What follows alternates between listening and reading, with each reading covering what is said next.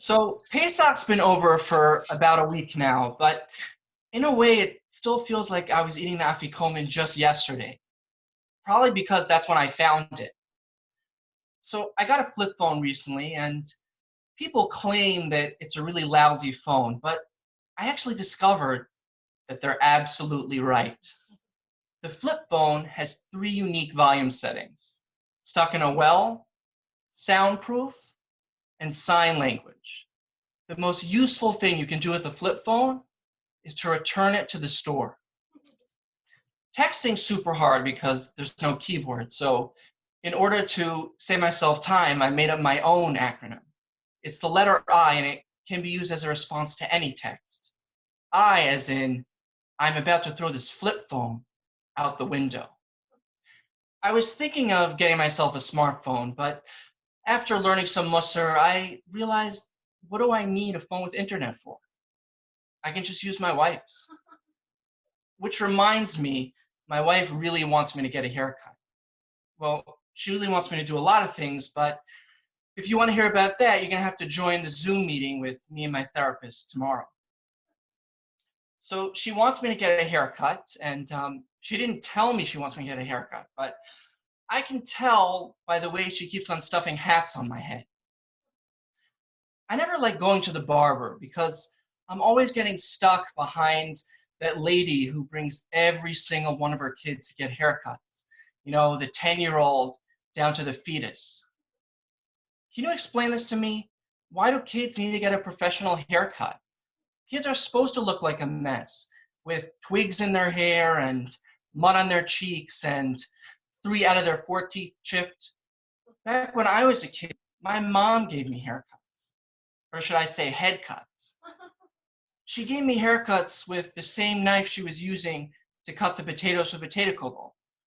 I did look like a botched science experiment, but that's why she always cleaned me up afterwards with the hand peeler. I'm just lucky that she didn't have a food processor. But I can't get a good haircut even nowadays. Not because I have a horrible barber, but I can't give him the most detailed instructions about how I want my haircut. I'm always like, cut it a little bit over here and cut a little bit over here. It looks like I'm trying to swat away a swarm of bees. And he always says, sure, I know what you mean. How does he know what I mean? Even I don't know what I mean. But he's real nice. At the end of the haircut, he hands me that little mirror, as if I'm trying on a new suit. I like it, but can we try the other haircut where most of the hair that's on the floor is still attached to my head? I think if the barber wants to hand things out, he should just hand out larger yarmulkes. Did you ever notice that we're not technically wearing the yarmulke? It's just kind of like perched on top of our heads. But for some reason, I'm always shocked when it keeps getting knocked off. You know, like swirling around angrily, looking for that guy that keeps knocking it off. And it's always the same guy, me.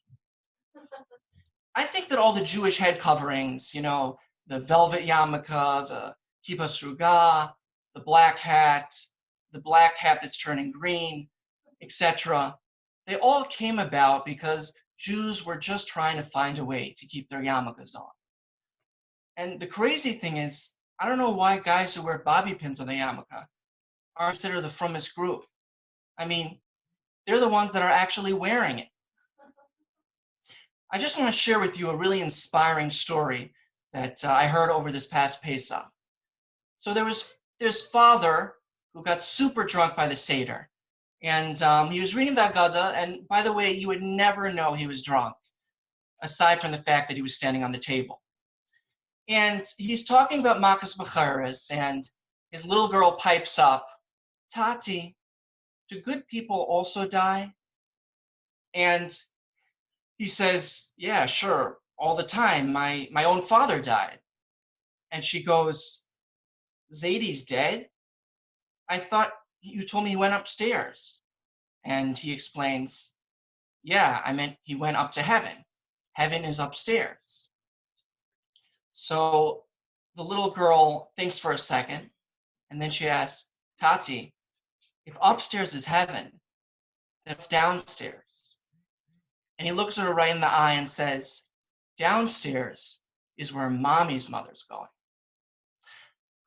Fortunately for him, this story happened this year, so he wasn't having the Seder by his in-laws. Unfortunately, his mother-in-law lived with him.